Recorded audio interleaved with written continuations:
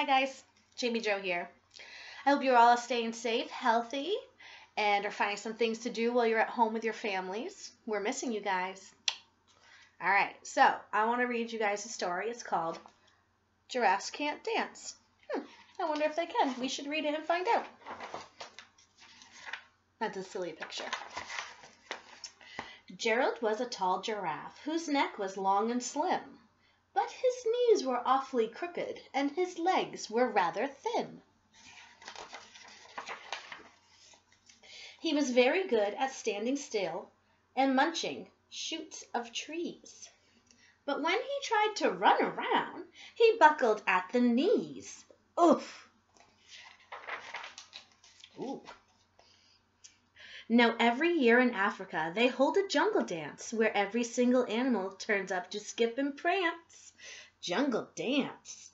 And this year, when they arrived, poor Gerald felt so sad because when it came to dancing, he was really very bad. Look at all those animals dancing and enjoying themselves.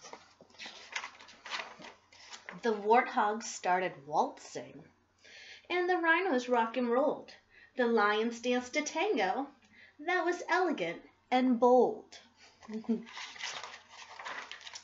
The chimps all did a cha-cha with a very Latin feel, and 8 baboons then teamed up for a splendid Scottish reel. Gerald swallowed bravely, and he walked toward the floor. But the lions saw him coming, and they began to roar. "Hey, look at clumsy Gerald," the animals all sneered. "Giraffes can't dance, you silly fool. Oh, Gerald, you're so weird." Gerald simply froze up. He was rooted to the spot. They're right, he thought. I'm useless. Oh, I feel like such a clot. So he crept off from the dance floor, and he started walking home. He'd never felt so sad before, so sad and all alone.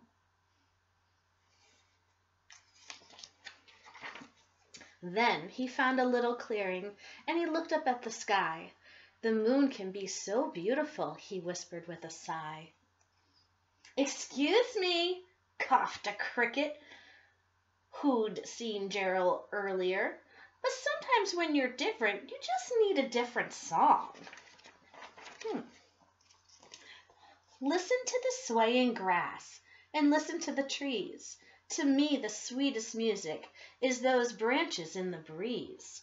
So imagine that the lovely moon is playing just for you. Everything makes music if you really want it to.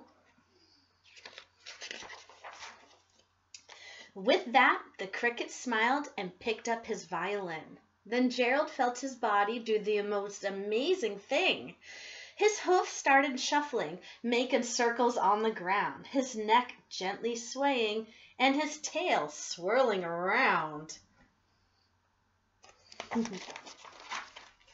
He threw his arms out sideways, and he swung them everywhere. Then he did a backward somersault and leapt up in the air. Gerald felt so wonderful. His mouth was open wide. "I am dancing! Yes, I am dancing! I am dancing!" Gerald cried. Then, one by one, each animal who'd been there at the dance arrived while Gerald boogied on and watched him, quite entranced. They shouted, "It's a miracle! We must be in a dream! Gerald's the best dancer that we've ever seen!" That was nice of them.